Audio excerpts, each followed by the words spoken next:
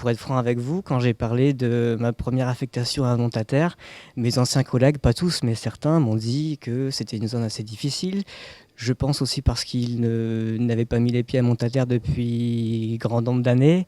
Ça a beaucoup changé. Et effectivement, Montataire souffre d'une réputation, d'une pas très bonne réputation à l'extérieur. Je pense que c'est surtout dû pas forcément au lycée, mais à ce qu'il y a pu y avoir avant, etc. Donc l'effet historique sûrement.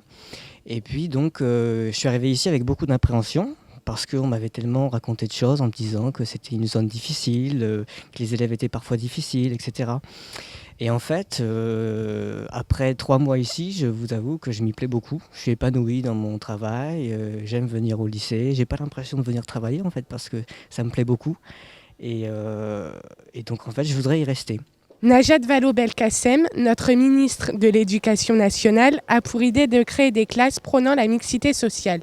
Que pensez-vous de cette idée ? Cela existe déjà et je trouve ça très bien qu'on soit tous mélangés, ça nous rend plus forts et puis on côtoie tout le monde donc il n'y a pas de racisme ou autre. Pensez-vous que les personnes de cité aient une façon de vivre différente des autres, c'est-à-dire leur comportement ou leur savoir-vivre ? C'est pas l'habitation qui détermine les comportements des gens, c'est l'éducation et l'entourage. Si je vous dis banlieusard, quels sont les mots qui vous viennent à l'esprit ? Non scolarisés, ils font que traîner quoi. Ils partent pas à l'école, ils se soucient pas d'eux en fait. Pensez-vous que les habitants de banlieue ont moins de chances de réussir leur vie que les habitants de milieu rural ou citadin ? Non, parce qu'on est tous égaux.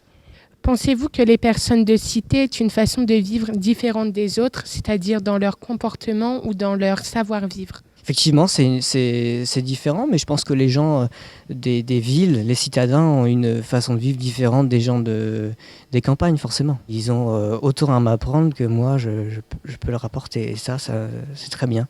Et c'est très enrichissant.